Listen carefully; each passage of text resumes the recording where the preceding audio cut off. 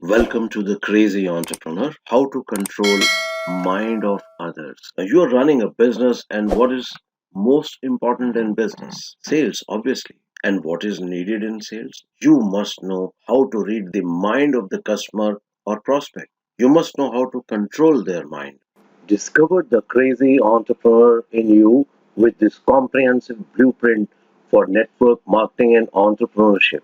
Follow me on social sites, learn, implement, then transform. By now, visit my website, access 200 Power Pack topics in digital format, videos, audios, and PDFs. You must know how to convey and convince them through your talk. That is to close the sales. So let's understand it from the angle of sales. Alright, I will share with you some things that are hidden types. Once you have learned them, you will be successful to control mind of others. Okay, let's see some techniques. So when you make a conversation with your prospect, think who has the control on conversation, you or the prospect. Remember, in any conversation, the remote control stays with the person who will ask questions. If you want to keep the conversation in your control, ask questions. Not just questions, ask the right questions. So let me share a model of questions for sales. It is called the science of spin selling. Okay, what did I say? Spin selling. Let's see it with an example. Okay, now once it happened that I visited the home of a student of mine. I asked him, "Who is this elderly man?" He said, "My grandfather." Now I wanted to demonstrate the questioning technique, so I told him to go to his grandfather and ask him how are his troubles and his different ailments. He went to his grandfather and asked this question. His grandfather started a long answer mentioning all his problems.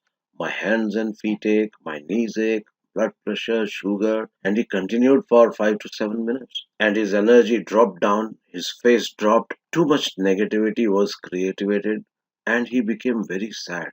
The boy came back and said, "Sir, your question made my grandfather sad, very bad." I told him, "Okay, now go and ask another question. Dadaji, did you do anything interesting, anything romantic, anything adventurous when you were young?"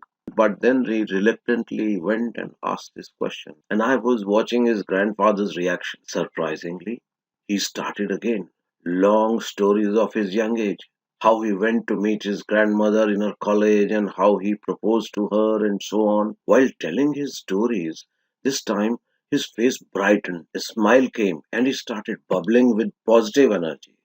Now you see two different questions. See the contrast. Why did this happen? Think. Because the direction got changed.